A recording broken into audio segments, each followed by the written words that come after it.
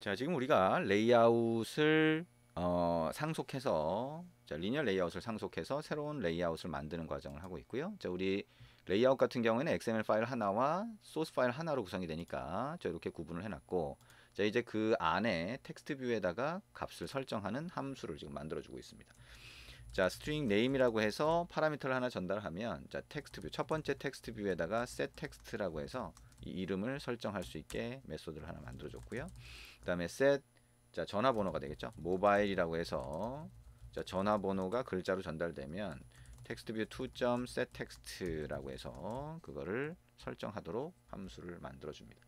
자, 그럼 이제 자, 레이아웃 1이라고 하는 자바 소스 코드하고, 자, 소스 파일과 그다음에 레이아웃 1.xml이 완성이 된 거예요. 그러면 레이아웃을 상속한 새로운 레이아웃이 하나 만들어진 게 됩니다. 자, 그러면 이제 그거를 화면에다가 한번 추가를 해 볼게요. 자, 이제 activity main.xml을 열고요. 자, 여기에 텍스트 뷰 하나 있던 거는 선택하고 딜리트. 그 다음에 constraint layout은 오른쪽 마우스 버튼 눌러서 convert view, 그 다음에 linear layout으로 변경해 봅니다. 최상위 레이아웃을 linear layout을 바꿨고요. 이 linear layout의 오리엔테이션, 방향을 자, vertical로 해서 아래쪽으로 추가될 수 있도록 합니다. 자, 버튼은 일단 하나만 추가를 해볼까요? 자, 하나만 추가를 하고요. 자, 이 버튼은 우리가 조금 있다가 이제 여기 우리가 만든 자 커스텀으로 자 커스터마이징해서 만든 레이아웃을 추가를 할 텐데, 그때 이 버튼을 누르면 그 안에 있는 이미지가 바뀌도록 한번 해볼 거예요. 그러면 여기에 이미지 바꾸기라고 하는 글자가 표시되도록 그렇게 만들어 주고요. 자, 버튼의 아이디는 버튼이라고 하는 거 생각을 하시면 되겠습니다. 그 아래쪽에다가 이제 자, 우리가 만든 레이아웃을 추가하면 되겠죠. 일단은 뭐 레이아웃을 추가하고 싶다라고 했을 때는 기본 레이아웃을 먼저 추가하실 수도 있어요. 자, 이렇게 한번 추가를 하고 그 상태에서 자, 뭐죠? 여기 레이아웃에 텍스트가 되겠죠. 자, 여기 이 안에 뭔가를 추가할 수가 있는데, 레이아웃 하이트 값을 일단 자, 랩 컨텐트로 바꾸고요. 그 다음에 텍스트로 가서 자, 텍스트 탭을 눌러서 자, 원본 XML을 엽니다. 그리고 자, 이런 형태로 되어 있죠. 자, 이렇게 한번 바꿔 놓고요. 그 다음에 리니어 레이아웃이라고 되어 있는 거를 우리 레이아웃 1이라고 하는 우리가 만든 레이아웃으로 이렇게 바꿔줍니다. 패키지 이름까지 다 같이 들어간 걸 볼 수가 있고요. 자, 그러면 이제 디자인 탭으로 가보면 제대로 보이진 않죠. 디자인 탭에서는.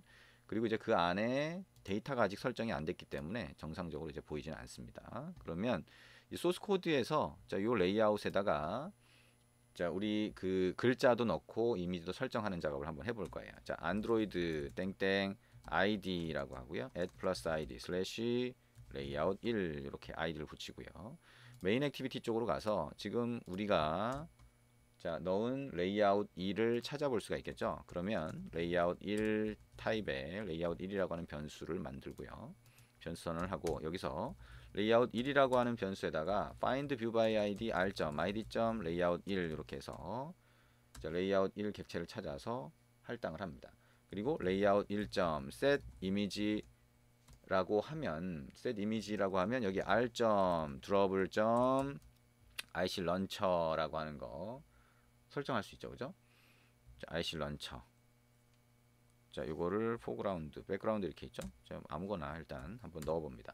자, 그리고 레이아웃 1.set name이라고 해서 여기에 김민수 제 이름 뭘로 여러분 이름 넣으시면 되겠죠?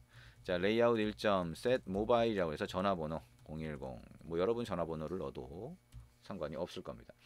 자, 이렇게 넣어서 얘가 정상적으로 보이는지를 한번 확인을 해 보도록 하겠습니다.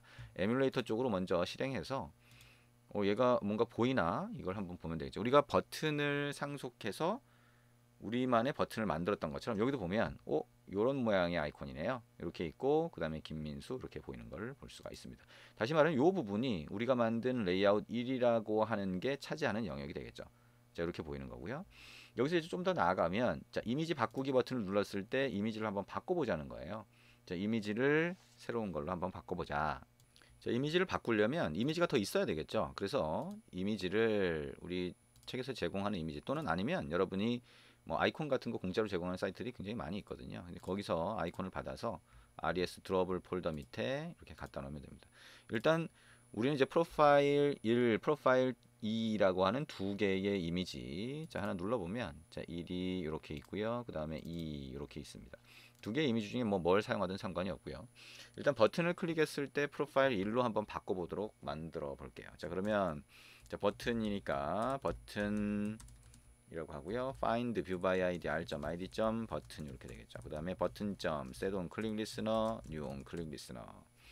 그래서 이걸 클릭했을 때 자, 여기 레이아웃 1에 set image라고 하는 함수로 출하면 이미지를 바꿀 수 있잖아요. 그러니까 레이아웃 1.set image라고 하고 r. drawable 해보면 우리 프로파일 1이라고 하는 이미지가 보이죠. 자, 요거를 설정하도록 만들어 줍니다. 자, 앱을 다시 실행을 해보면 자, 버튼을 클릭했을 때 이제 동작할 수 있는 상태가 되겠죠. 그러면 이미지 바꾸기 이렇게 해주면 이렇게 이미지가 바뀐 거를 볼 수가 있습니다. 자, 여기 어떻게 동작하는 건지 그 구조를 잘 이해하셔야 돼요. 그래서 이 레이아웃 1이라고 하는 게 이제 분리돼서 별도의 객체로 만들어졌다. 화면에 보일 수 있는 객체로 만들어졌다라고 하는 게 중요한 거고요. 그러면 여기 있는 이미지를 바꾸고 싶거나 그 글자를 바꾸고 싶다라고 했을 때는 이 객체를 통해서 바꿀 수 있게 되는 거죠. 그래서 객체를 통해서 바꾸려고 그러면 여기 메소드를 정의하고 바깥에서 그 메소드를 호출하는 방식으로 바꿔주면 된다라고 하는 거 생각을 하시면 됩니다. 자, 그러면 이제 다시 이 화면으로 돌아와서 보면 이 화면에서 보면 요 하나의 아이템의 경계선이 잘 안 보이죠. 그러니까 요게 이제 여러 개 추가된다라고 했을 때는 요 각각의 아이템이 어디까지인지가 조금 모호할 수 있어요. 그래서 그 경계선을 가장 좀 예쁜 모양으로 보여줄 수 있는 게 카드 뷰라고 하는 게 있습니다. 그래서 이 카드 뷰라고 하는 거는 우리가 컨테이너스라고 하는 거에서 찾을 수가 있죠. 디자인 탭으로 가서 자, 컨테이너스에 가보면 여기 카드 뷰라고 하는 게 있어요. 이거 외부 라이브러리라서 여기 다운로드 버튼 눌러서 자, 카드 뷰라고 하는 라이브러리를 쓸 수 있게 해야 됩니다. OK 누르면 카드 뷰가 이제 쓸 수 있는 상태로 만들어지겠죠. 그러면 그걸 이제 카드 뷰를 사용을 해야 되는데 이 카드 뷰는 XML 레이아웃에서 쓸 수가 있어요. 그래서 자, 여기에 activity main.xml에 저기 텍스트로 가서요. 자, 여기 보면 우리 레이아웃 1이라고 하는 게 추가가 되어 있죠. 이 레이아웃 1이라고 하는 게 결국엔 레이아웃 1.xml에 있는 거를 보여주게 되는데 레이아웃 1.xml로 가서 다시 텍스트 탭으로 가봅니다. 그래서 이 리니어 레이아웃이라고 하는 게 이제 요거의 최상위 레이아웃이고 화면에 눈에 보이는 건 아니니까 그럼 이 안쪽에다가 그러면 카드 뷰로 감싸주도록 하자. 이렇게 해도 되겠죠. 꺽쇠 표시하고요. 여기에 카드 뷰가 안 보이네요. 안드로이드 X 카드 뷰 이렇게 보면 이렇게 보이죠. 엔터를 치면 이렇게 추가가 됩니다. 자, 그리고 안드로이드 땡땡 레이아웃 위드스 필수 속성이죠. 위드스라고 하는 걸로 해서 매치 페런트 이렇게 추가를 하고요. 그 다음에 안드로이드 땡땡 레이아웃 하이트라고 하는 걸로 해서 랩 컨텐트 이렇게 추가를 하면 가로 방향은 꽉 채우고 세로 방향은 내용물에 맞게 되겠죠. 그 다음에 app 땡땡에서 카드 백그라운드 컬러라고 하는 속성이 있어요. 그래서 이거에 샵을 붙이고 ff 하면 흰색이 되겠죠.